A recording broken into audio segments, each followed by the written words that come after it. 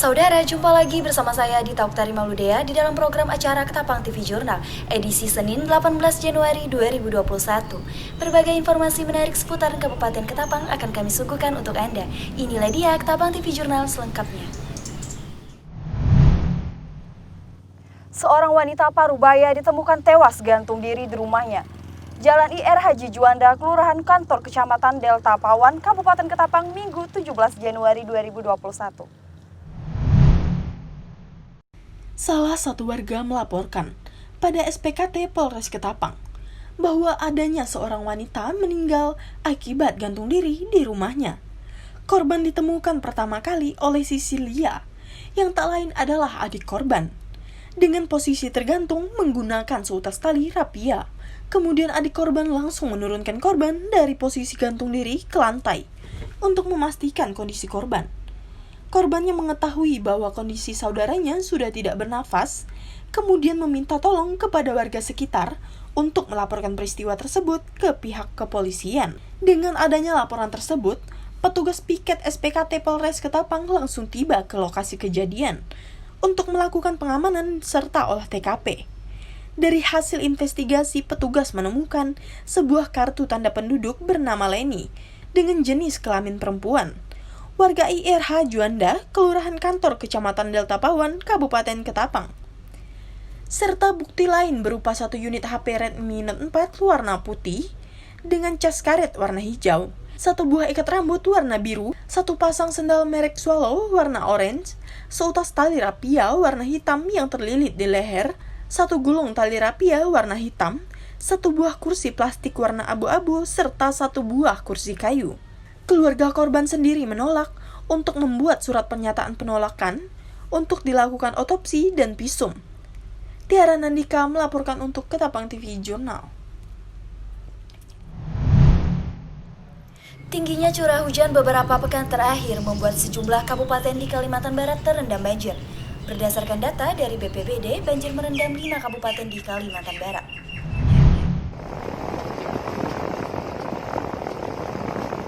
Sampai saat ini, curah hujan dengan intensitas tinggi masih terjadi di beberapa wilayah Kalimantan Barat. Akibatnya membuat sejumlah kabupaten kota di Kalimantan Barat terendam banjir. Kepala Bidang Kedaruratan dan Logistik BPBD Kalbar, Novel Umar mengatakan, berdasarkan data sementara BPBD Kalbar, jumlah kabupaten yang terendam banjir saat ini ada 5 kabupaten. Di antaranya Kabupaten Landak, Kabupaten Bengkayang, Kabupaten Sanggau, Kabupaten Ketapang, dan Kabupaten Sambas. Novel Umar menjelaskan, banjir yang melanda 5 kabupaten ini disebabkan oleh faktor curah hujan yang tinggi disertai dengan pasang air laut, sehingga membuat sejumlah warga terpaksa diungsikan sementara waktu di beberapa tempat, seperti di aula kantor camat yang ada di Kabupaten Landak. Ia mengatakan, upaya BPBD Kalbar saat ini dalam menanggulangi banjir ialah pihaknya terus melakukan pemantauan dan berkoordinasi langsung dengan instansi setempat, di antaranya melalui BPBD Kabupaten Kota untuk mendata jumlah yang terdampak banjir, tanggap cepat mengubah status bencana, dan memberikan sejumlah bantuan logistik. Untuk sementara ini kita dapat laporan itu 5 kabupaten. Di antaranya itu Landak, Kabupaten Landak, Kabupaten Bengkayang, Kabupaten Sanggau, Ketapang, dan Sambas. Itu memang dari prediksi BMKG itu dari hari Rabu sampai hari Sabtu itu terjadi hujan lebat. Jadi ada, dan juga selain hujan ada pasang air laut ya, mengakibatkan beberapa daerah banjir.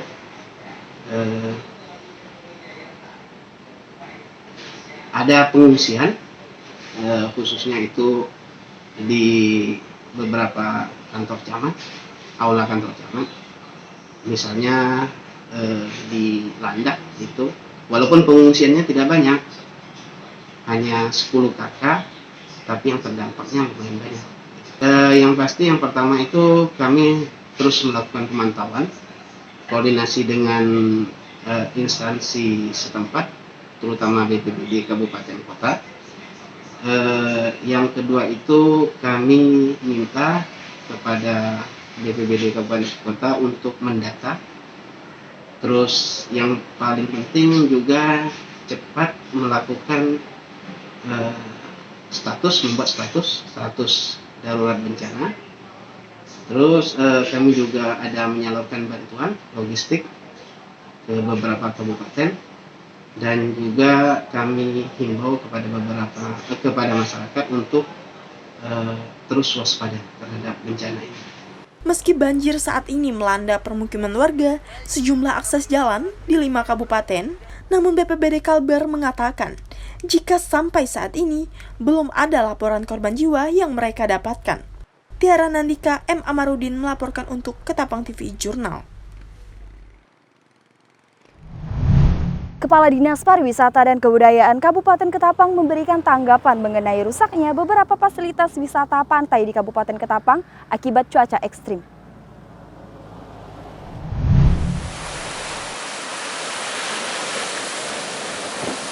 Cuaca ekstrim seperti gelombang besar, air pasang, dan angin kencang yang terjadi di Kabupaten Ketapang beberapa hari belakangan membuat beberapa fasilitas wisata pantai di Kabupaten Ketapang rusak berat. Di Pantai Kinjil Pesisir atau Pantai Pecal, sebuah dermaga yang menjadi tempat pengunjung bersantai dan berfoto, ambruk tinggal tunggul.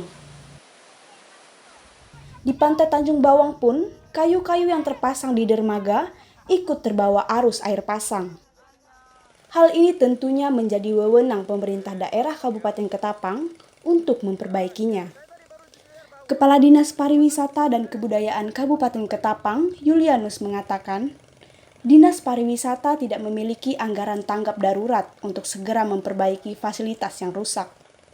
Tetapi, Dinas Pariwisata dan Kebudayaan telah melakukan rapat dengan DPRD Komisi 4 Kabupaten Ketapang untuk menganggarkan biaya perbaikan tersebut di perubahan anggaran pendapatan dan belanja daerah tahun 2021 ini. Ya, memang kemarin pada bulan Desember ya terjadi cuaca ekstrim di mana gelombang besar, angin kuat sehingga merusak beberapa dermaga wisata yang dibangun oleh pemerintah Ketapang melalui Dinas Pariwisata dan Kebudayaan. Di Pantai Pecal itu memang kita bangun dengan dana DAK tahun 2019 untuk dermaga wisata tersebut, dan di Pantai Tanjung Bawang juga yang kena musibah angin kuat dan gelombang besar dan cuaca ekstrim pada bulan kemarin. Jadi kami memang di Dinas Pariwisata ini tidak punya dana tanggap darurat, jadi tidak bisa secepatnya untuk melakukan perbaikan. Tetapi kami kemarin juga sudah rapat kerja dengan Komisi 4 DPR Kabupaten Ketapang. Ya, kami akan berusaha membangun itu lagi pada anggaran perubahan. Dan kami sudah dapatkan di dinas bahwa dengan bidang pariwisata bahwa untuk memperbaiki dermaga yang rusak tersebut kita anggarkan di anggaran perubahan tahun 2021. Itu sudah merupakan satu komitmen kami di dinas, karena bagaimanapun karena pariwisata ini kalau di tingkat nasional merupakan ranking kedua untuk devisa negara, demikian juga di daerah-daerah, di kabupaten ya kita berusaha untuk meningkatkan destinasi wisata kita sehingga menarik. Nah, ini adalah satu komitmen bagi kami untuk bisa mempercantik atau indah tempat wisata kita dengan membangun tempat-tempat wisata yang ada, khususnya di Kabupaten Ketapang ini kan kita banyak dikelilingi oleh pesisir pantai. Jadi sudah merupakan komitmen kami untuk bisa menjadikan pantai-pantai tersebut menarik dengan membangun walaupun secara bertahap. Nah, kita kan juga karena terbentur anggaran, APBD kita masih rendah karena tempat yang dibangun oleh Kabupaten Ketapang ini kan bukan hanya saja pariwisata, semua yang dibangun di beberapa dinas sangat memerlukan dana yang cukup banyak, sehingga keterbatasan anggaran itu membuat kita secara bertahap untuk melaksanakan pembangunan di bidang pariwisata. Tentu di masa pandemi ini, khususnya saya selaku Kepala Dinas Pariwisata dan Kebudayaan menghimbau kepada seluruh masyarakat Kabupaten Ketapang untuk tetap melaksanakan protokol kesehatan, karena di masa pandemi ini dan apalagi akhir-akhir ini peningkatan yang terpapar COVID-19 semakin banyak. Jadi kami menghimbau kepada seluruh masyarakat supaya tetap menjaga protokol kesehatan untuk menjaga jarak, memakai masker, dan selalu mencuci tangan. Kepala Dinas Pariwisata dan Kebudayaan Ketapang menghimbau bagi warga masyarakat Kabupaten Ketapang yang ingin berwisata di masa pandemi ini untuk tetap menerapkan protokol kesehatan. Paulina Piling, Uti Pratama Yuda melaporkan untuk Ketapang TV. Relawan Kecamatan Sandai menggelar penggalangan dana dan aksi membagikan masker gratis di beberapa titik di Kecamatan Sandai, Minggu 17 Januari 2021 kemarin. Penggalangan dana ini dalam rangka membantu korban bencana alam, gempa bumi, dan banjir di Indonesia.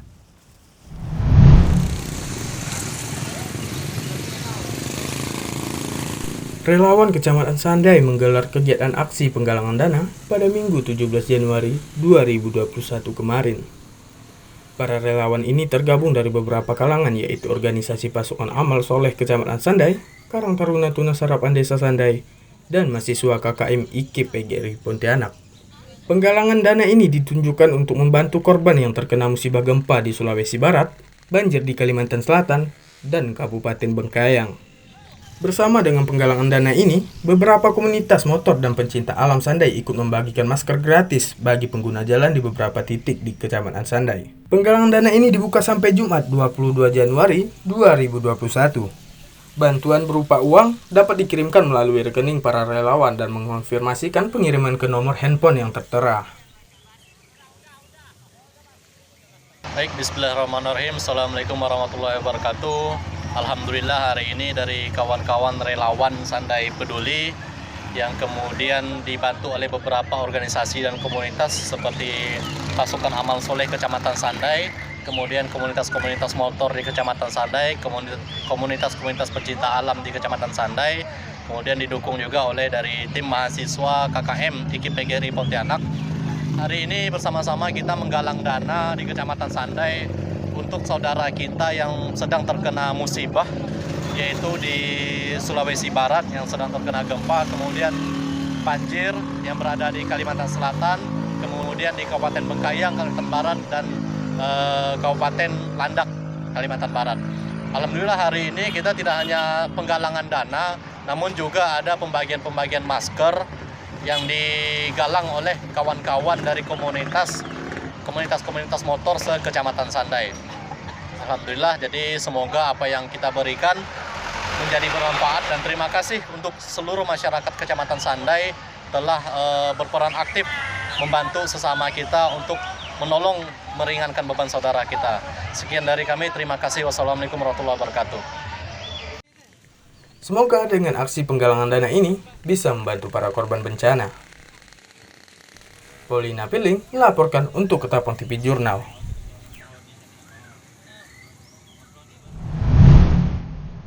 Senin 18 Januari 2021, sosialisasi yang diadakan oleh Politeknik Negeri Ketapang dalam rangka penerimaan mahasiswa baru Politeknik tahun akademik 2021-2022 untuk kepala sekolah, operator sekolah, dan mahasiswa.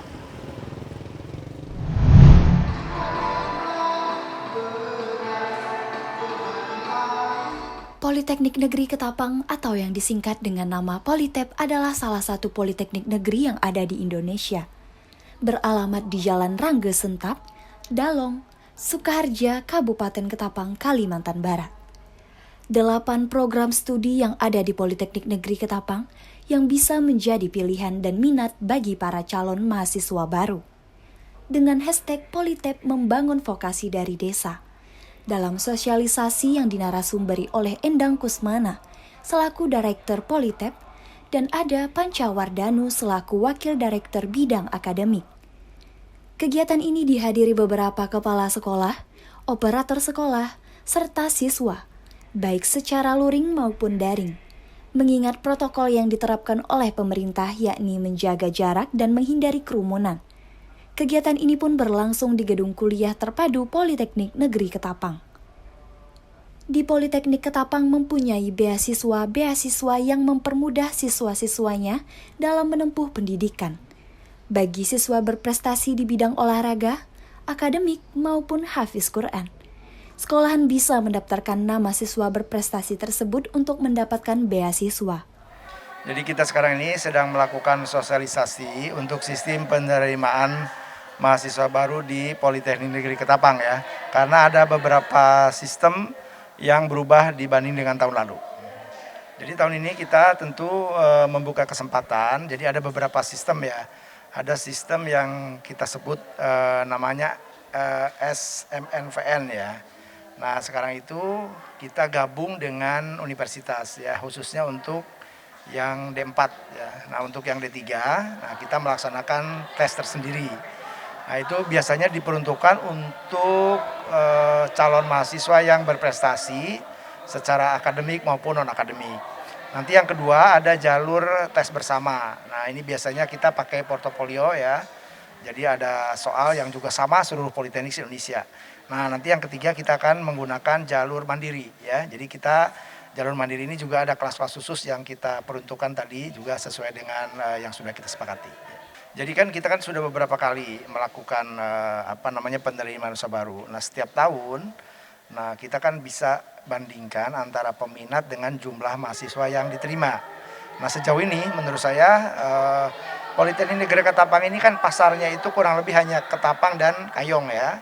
Nah mulai tahun ini atau tahun lalu ya kita sudah banyak juga para pendaftar dari kota lain ya, terutama untuk bidang tambang ya. Karena tambang kan hanya ada di beberapa politeknik. Saya rasa positif ya. Insya Allah menurut saya tahun ini akan lebih banyak lagi peserta atau peminat ke Politeknik Negeri Ketapang. Ya. Jalur masuk penerimaan mahasiswa baru Politeknik Negeri Ketapang melalui SNPTN, SBMPTN, dan jalur mandiri.